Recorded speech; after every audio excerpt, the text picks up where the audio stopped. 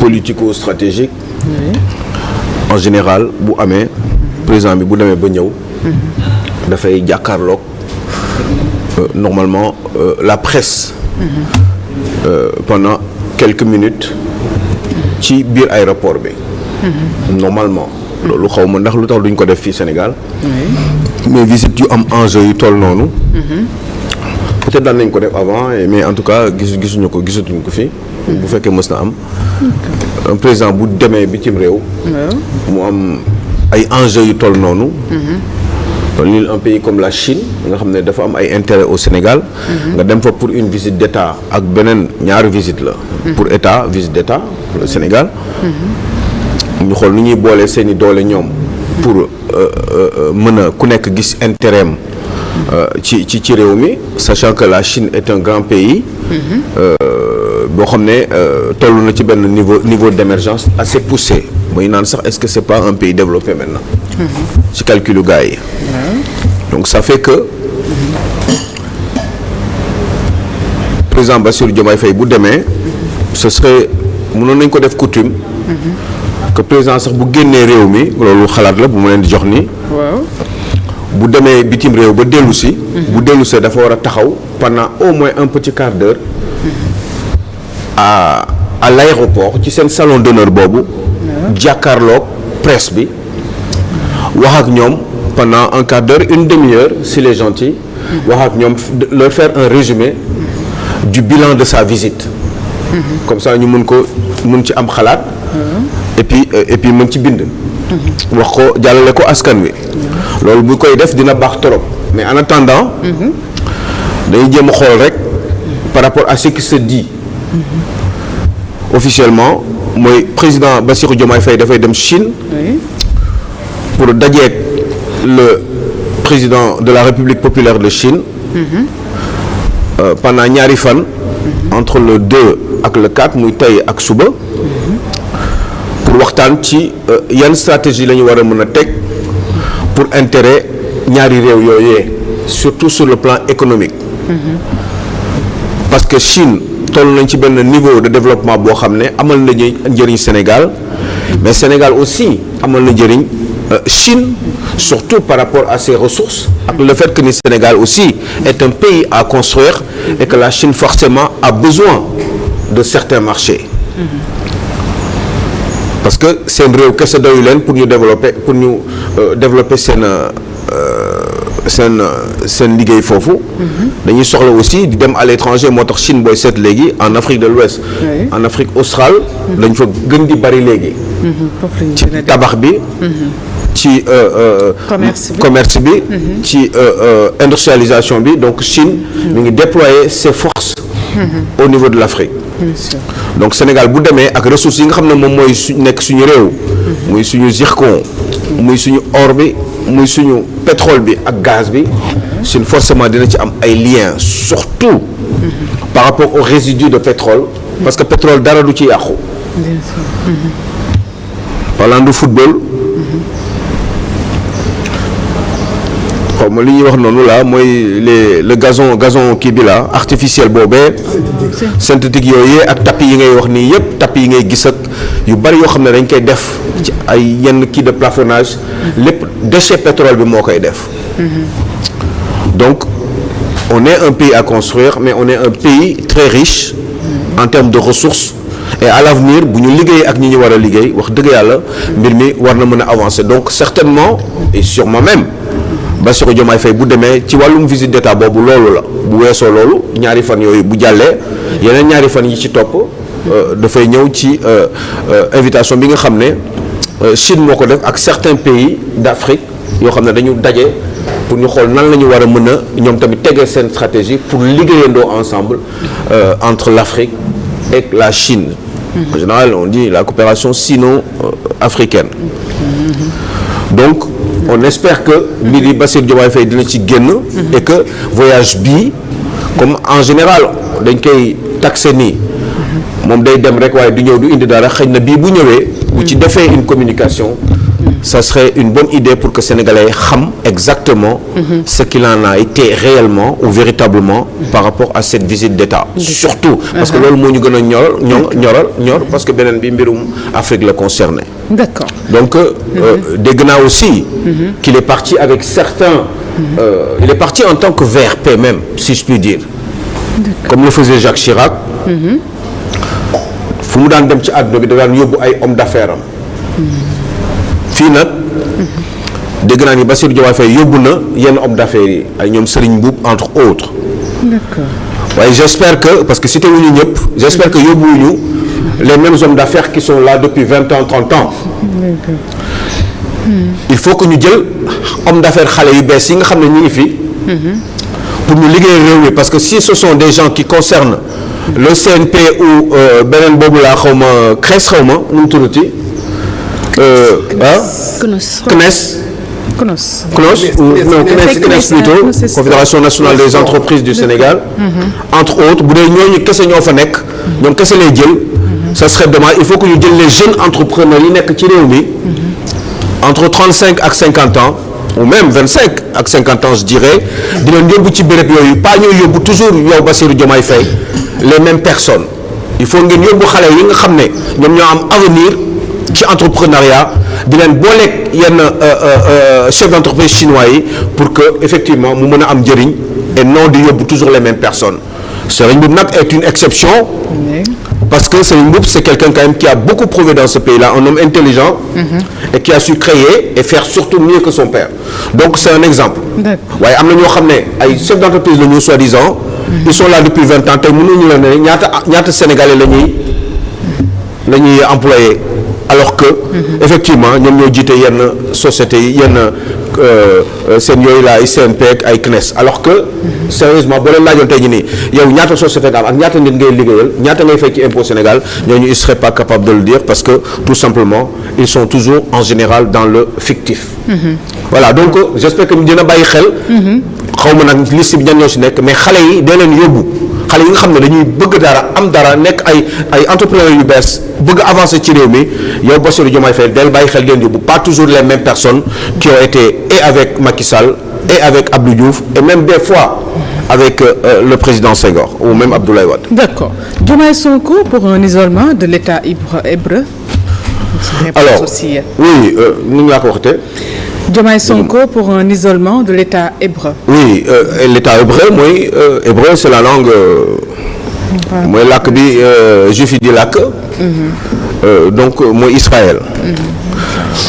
Ils sont pour l'isolement de l'État hébreu c'est pas Diomaye qui l'a dit c'est Ousmane Sonko qui le dit mais Ousmane Sonko bu koy wax certainement à un moment je me suis demandé est-ce que Ousmane Sonko l'aurait dit parce que il a eu l'accord de Diomaye Faye et qu'ils s'entendent sur ce principe-là, à savoir être à partir de dorénavant pro-israélien et justement mettre l'État juif de côté. léegi nag ñoom bu fekkee ni loolu la ñu def ban conséquence la mën a am ci justement diplomatie sénégalaise. Parce que ça pourrait être très très compliqué parce que Israël. Comment nan la mën a compliqué. Oui, sans rentrer dans les détails parce qu'on n'aura pas le temps mais Israël a des intérêts au Sénégal pour ceux qui comprennent Israël dafa am ay intérêt fii ci réew mi. ci wàllum service secret on sait très bien que Israël ci wàllum enquête. Israël est très très fort. Je pense à Pegasus pour ceux qui comprennent le système. Donc il faudrait qu'on fasse extrêmement gaffe. On a besoin de sécuriser notre pays. On a besoin de développer notre pays. Foofee Ousmane Sonko dem bërki démb ci rassemblement alliance pour la défense des droits des Palestiniens. Est-ce que c'est Ousmane Sonko à un moment donné je me suis posé la question est-ce que c'est Ousmane Sonko qui est parti en tant que président du PASTEF ou alors est-ce qu'il est parti en tant que Premier ministre? Finalement j'aurais compris qu'il est parti en tant que Premier ministre donc il parlait au nom de la République du Sénégal au nom de l'État du Sénégal avec naturellement l'accord de son président de la République J'entends Bassirou Diomaye Faye. Donc, je pense que il faudrait qu'on y aille mollo et qu'on essaie de faire extrêmement gaffe.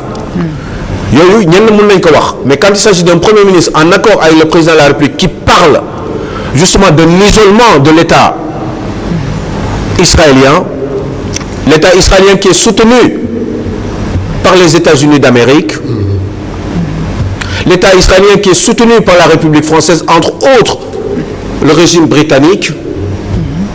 Je pense que c'est des sujets extrêmement intéressants, mais on n'a pas le temps de rentrer dans les détails. damay kii nii rek pour ñu xam ni ces pays-là sont extrêmement puissants. te kuy yor du sëqat te boo nekkee di wut mënoo affronter ñoo xam ne effectivement yow da nga am ay intérêt ci ñoom. selon vous kon ay rapport diplomatique yoo xamante ne Sénégal war na koo mën a am yeneen réew yi sax lii mën na ci répercuter selon vous. C'est-à-dire que man dama fi gisul. lu fi comment dire sama maam la lu fi ñor ba ñu koy màcc am na lu fi jar di indi sa bopp problème di kaas loo xam ne yow Sénégal nan nga mën a isolé c'est impensable à nous-mêmes c'est ridicule ku xam àdduna lu muy fonctionner le monde ci géostratégie eh bien da ngay def ndànk ba yegg fi nga bëgg a yegg d'abord après nga doog a am say xalaat. mais gis nañ Aliou Sow Sénégal dafa mës a soutenir Palestine loolu yàgg na. Soutenir Palestine n'a absolument rien à voir, Fatou, ak demander l'isolement de l'État hébreu. mais ñenn loolu yaay demandé mën nga soutenir li Palestine di def. loolu Sénégal yàgg na ko soutenir. a commencé on a une ambassade ici Palestine am na ambassade. Sidi Lamine Niass ni mu ci sonnee woon ci cause palestinienne ñëpp gisoon nañ ko tamit yooyu yëpp yàgg na am. mais Sidi Lamine Niass n'était pas représentant de l'État du Sénégal c'était un intellectuel doublé justement d'un érudit qu'il était et qu'il donnait son avis en tant que Sénégalais en tant que être humain. Donc c'est la République qui vous dérange. C'est la République, l'État du Sénégal boo xam ne booy wax ci turam da ngay engager l'État de ce pays-là. Alors l'autre pays qui peut avoir des intérêts dans ce pays-là, au Sénégal, mooy Israël, ça pourrait être dangereux pour ce pays. fàttaliku leen dañu soxla défendre sécuriser suñu réew pour stabiliser ko pour mën ko développer ak suñu bagage yu bees yi nga xam ne moo fi génn muy pétrole bi ak gaz bi. On a besoin de stabilité lu leer laay wax nag amoon temps ñu détail. On a besoin de stabilité pour ce pays. Vous craignez pour la stabilité du pays daal ci li nga xamante ne am. Mali mi ngi nekk à côté. Des fois nga dégg sax ba ci frontière bi dégg fa ay bagages. loolu daal nga xaw a. Mali. Burkina et cetera. Ils sont pas obligés eux de réagir directement. Ils peuvent faire autrement. D'accord. dafa am ñuy jàppale terroristes maliens yi terroristes yi xeex ak le régime malien dafa am ñu leen di jàppale moo tax ñu taxaw ba tey bu doon noonu kese kon kenn waxatu ko. D'accord. On n'a qu'à faire gaffe. C'est tout ce que je dis. D'accord. Peut-être que bis dina jot ñu am possibilité di ci wax de manière beaucoup parce que am na lu bari lu ma ci xam. Une autre question que vous avez posée Aliou Sow, une cohabitation peut-elle être source d'instabilité du régime politique sénégalais? Oui, encore un autre sujet. Sans transition. Ouais. La cohabitation est-elle? Peut-elle être source d'instabilité? Pour le pays, Fatou. Ouais. boo gisee ma laajte loolu c'est parce que Assemblée nationale dañ ko war a dissoudre bu ñuy jàllee parce que gëwma ni ñaari institution yooyu dina mën a jàll. parce que il faut au moins les 3/5 des députés pour dissoudre d'abord les deux institutions là que sont di nga maam CSE ak HCCT. loolu bu jàllee problème bi bu jàllee il y aura certainement le bel alibi qui permettrait justement au président Bassirou Diomaye Faye de s'organiser en temps opportun pour justement dissoudre l'Assemblée nationale. Cheikh Diane Gomis. non sax da nga ne 3/5 dama bëgg ñi ñuy seetaan ñi nga xam ne xam nga rek xam ne 3/5 boobu ñaata la. 99 députés. Voilà. Sur 165. D'accord, merci. 99 sur 165 députés moom la justement Bassirou Diomaye Faye soxla. pour affaire bi jàll. waaw. bu ko amul du jàll. déedéet maintenant après kon Bassirou sax si boppam. bi mu invité journalistes yi. moo tax daal mbir yi des fois da ngay waaru. waaye nag comme nañu def suñu liggéey il faut ñu wax sénégalais aussi leeral leen. Bassirou Diomaye Faye bi mu nekk jàkkaarloo ak assemblée journalistes yi biir palais il y a pas longtemps. bi ñu ko Aram Touré posé question bi. daf ko ne loolu mënaguñ ko def léegi parce que dañuy xaar ba am majorité pour def ko. Bassirou Diomaye Faye. mu ne tontu Aram Touré ne ko.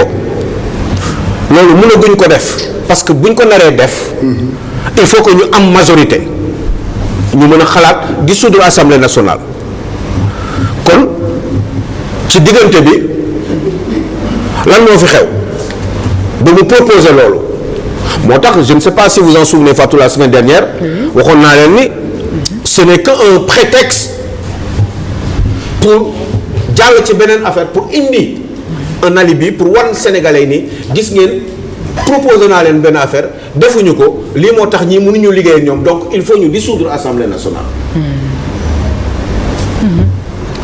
kon foofu kese la war a mën a dem.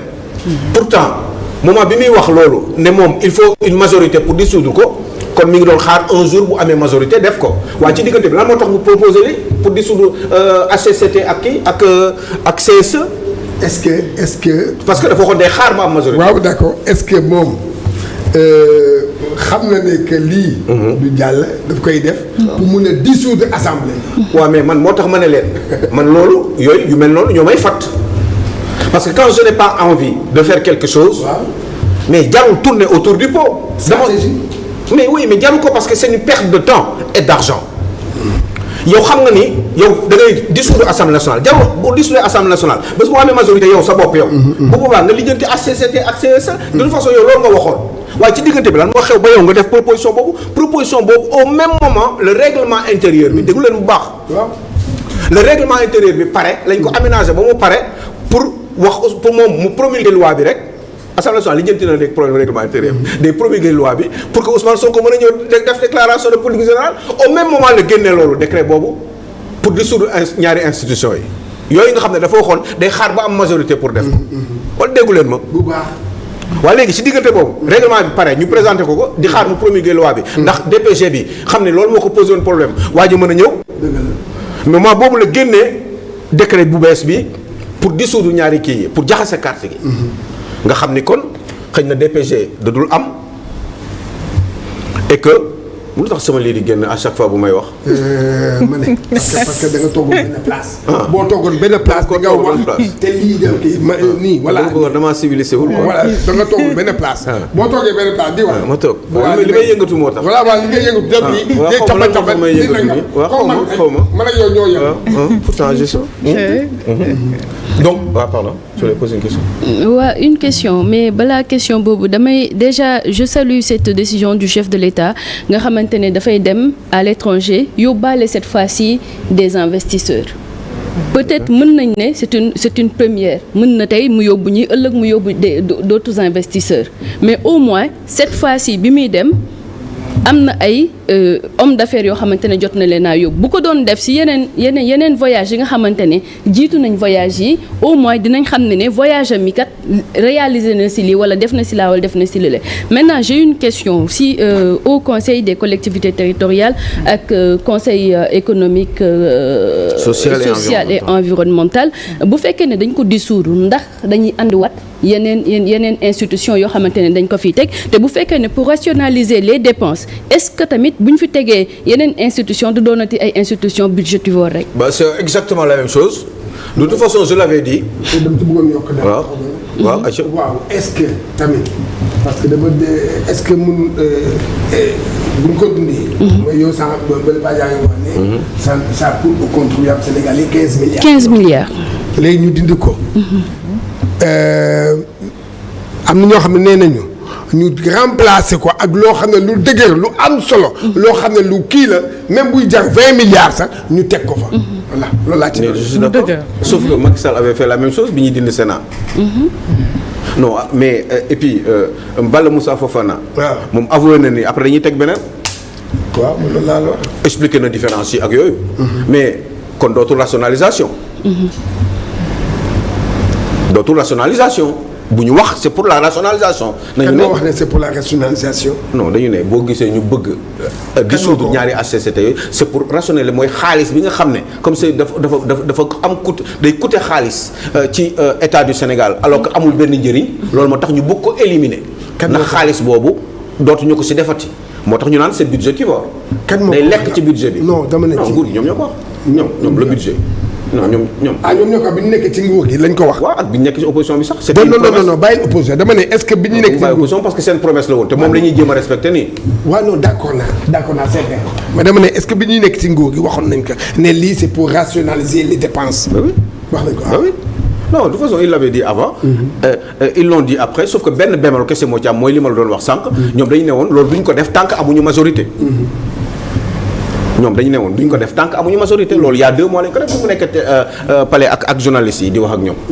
waaye ci diggante bi la moo tax mu léegi mu accéléré ko affaire bi nekk lii alors que amaguñu majorité ba tey parce que nee naa la il faut les 3/5 99 sur 165 députés. moom laa lay wax de. li ma lay wax non lii loolu la liñ ko li affaire bi tappale la boo bëggee dëgg comme ni ngeen koy waxee tappale la et puis surtout ça nous fait perdre du temps moo tax ma ne la man yooyu moom may fàtt parce que je n'aime pas ces genres de choses là tu veux faire quelque chose mais fais-le waxal lan moo tax nga def ko yow yaay décidé yow yaay président de la jarul ngay tourner autour du pot di indi ay polémiques les Sénégalais ont autre chose dans la tête on discute sur autre chose on discute sur les VRP yi nga xam ne da nga leen yóbbu pour ñu dem liggéey ak waa Chine est-ce que ñaata nit nga yóbbu man bëgg naa xam ñooñu ñaata la ñu ci biir kan ak kan la parce que peut-être que yóbbu na ay jeunes aussi xaw ma dama dégg rek sëriñ boobu mi ngi ci certainement ak ñoom PA CNP ak yooyu noonu ces gens là yaa ngi dégg ñooñu ak ñoom Pierre Goudiaby tamit mi ngi ci Pierre Goudiaby quand même c'est l'artisan quand même du Pastef il a 70 ans nañu jàllale affaire bi ak ay xale yu bees qu'on crée aussi d'autres Pierre Goudiaby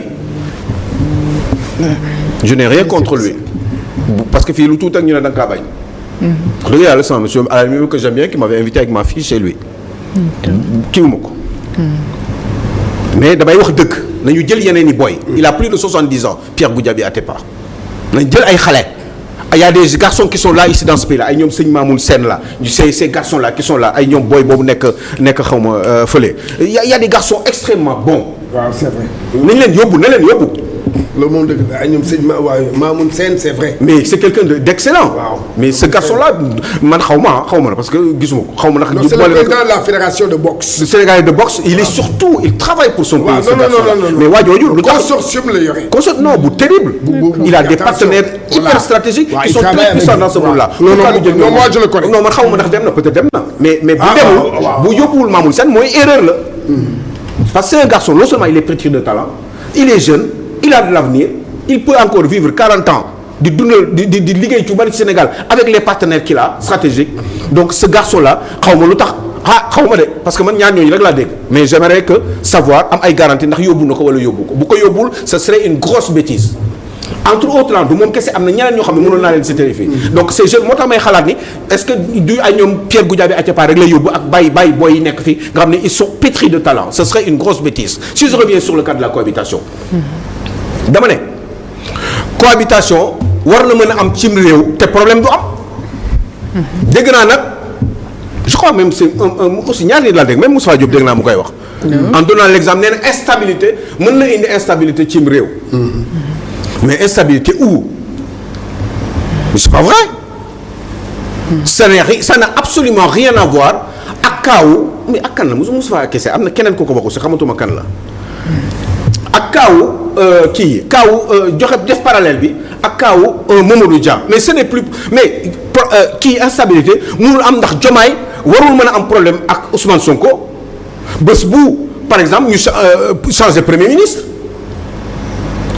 mais il serait où le problème mais c'est le président de la République qui nomme aux emplois civils et militaires il fera ce qu'il veut bu ko neexee aussi mën na continuer jusqu'à 5 ans Sarkozy def na ko ak François Fillon pendant 5 ans benn premier ministre la ma sa mën na nekk mais loolu yëpp mi ngi dépendre ci ñoom seen stratégie politique ak seen avenir li ñu bëgg par rapport ak aspiration sénégalais bu fekkee ne mën nañ tenir loolu pendant 4 ans et demi loolu nañ ko def je ne pense pas que ça soit une bonne idée pour man pour un Sénégal à construire il faut un petit peu ajuster et réajuster de temps en temps donc bu fekkee ne nag cohabitation dafa ñëw bu boobaa instabilité parce que le cas de Mamadou Dia ak Senghor n'a absolument rien à voir ak kawu Sonko même bu fekkee ne Mamadou Dia bokkoon na si ñuy fal Senghor ça n'a absolument rien à voir parce que système boobu bokkul woon parce que boobu c'est le premier ministre moo doon gouverner premier ministre moom moo doon pratiquement comment dire définir et conduire la politique de la nation le président de la République amul woon ay doole d'ailleurs foofu le président après amee doole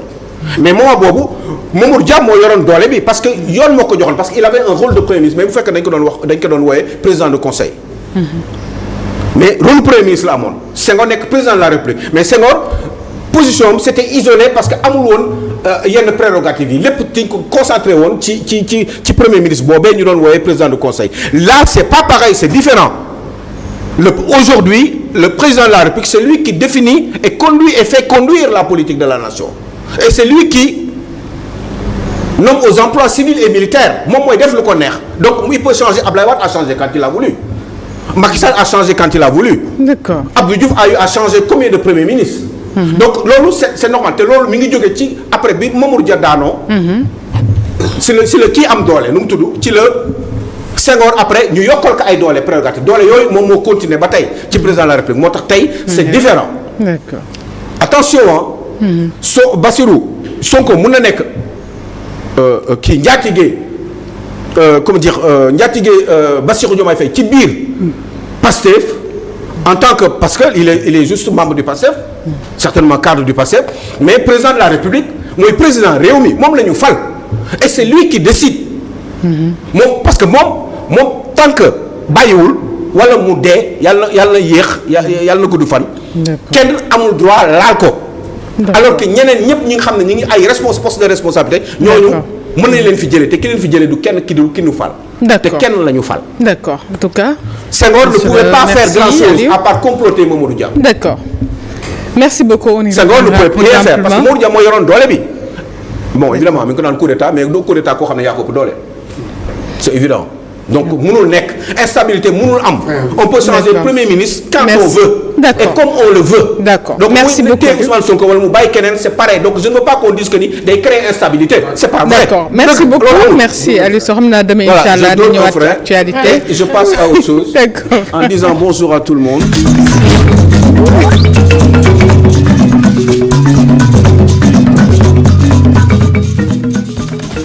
people ak Badiane people lan lañ ci gën a kii. waaw Aliou Sow bu freiné ko mooy loolu de. yaa ngi ci montagne bi doo am frein